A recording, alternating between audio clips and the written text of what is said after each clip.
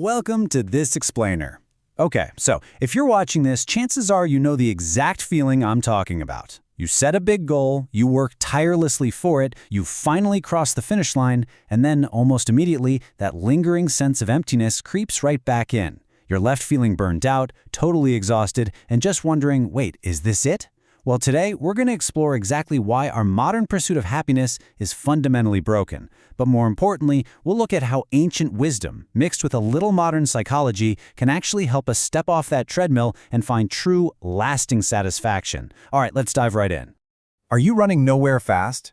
Just picture this in your head. A little animated stick man, sprinting endlessly on a treadmill, arms reaching out desperately for a dangling dollar bill that is always just 1 inch out of his grasp.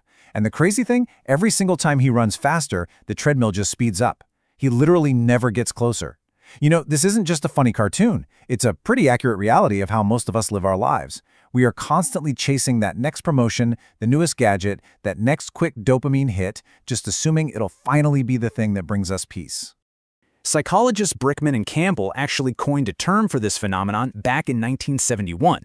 They called it the hedonic treadmill. Basically, it's our deeply wired psychological tendency to quickly return to a baseline level of happiness, completely regardless of what major positive or negative events happen to us. Think about it. You buy the brand new car, you feel a massive spike of joy, and then 6 months later, it's just your car. You adapt. And this is backed up by what economists call the Easterlin paradox. It shows that once our basic human needs are covered, piling on more income doesn't actually equate to more average happiness. We just keep adapting, wanting more, and running faster. Section 1. The Trap of McMindfulness. So, how exactly is modern culture trying to fix all this burnout? Well, often with what management professor Ronald Purser calls a thinking disease, acting as if the problem is entirely in our own heads. Purser points out that the modern corporate mindfulness movement can sometimes act as a tool for self-pacification. You know, these programs tell us to just breathe, do some yoga, meditate our stress away. But in doing so, they effectively ignore the very real social and economic stressors, the long hours, the structural pressures that are actually causing our burnout in the first place.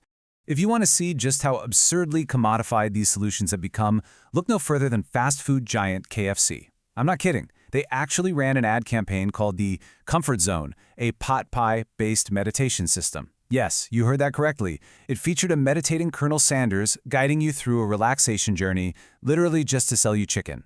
It perfectly highlights Purser's point, right?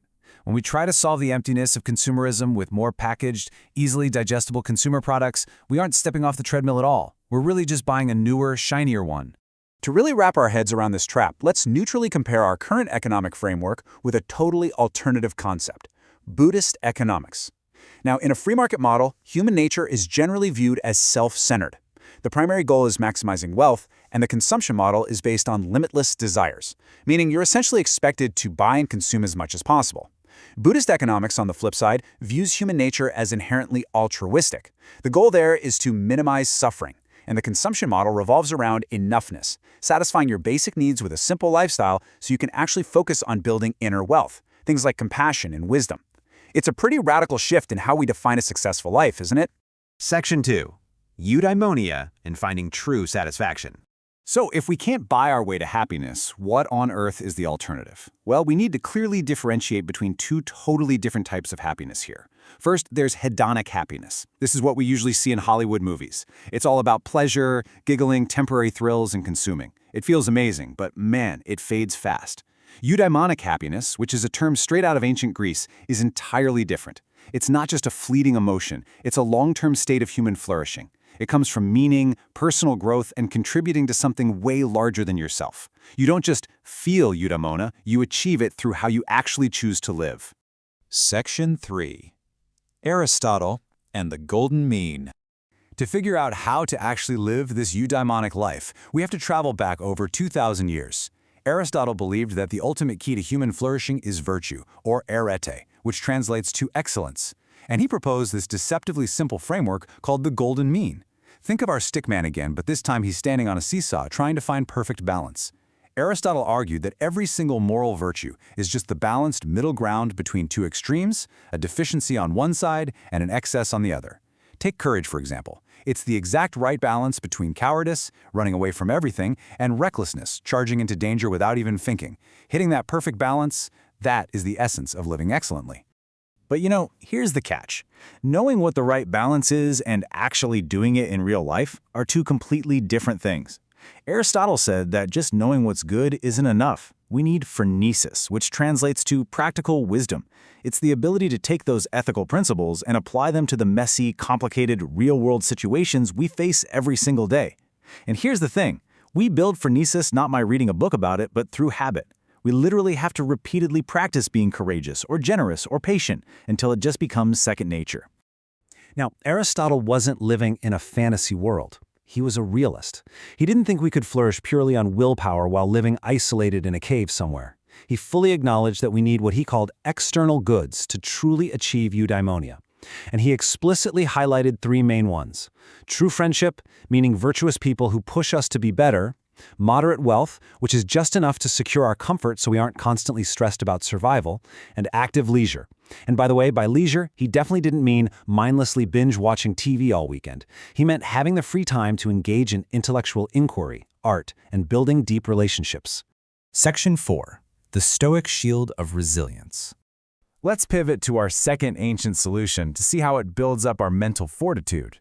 The Stoics, we're talking philosophers like Seneca, Epictetus, and Marcus Aurelius, they offer us an absolute masterclass in handling adversity. Just listen to this heavy-hitting quote from ancient Stoic teachings.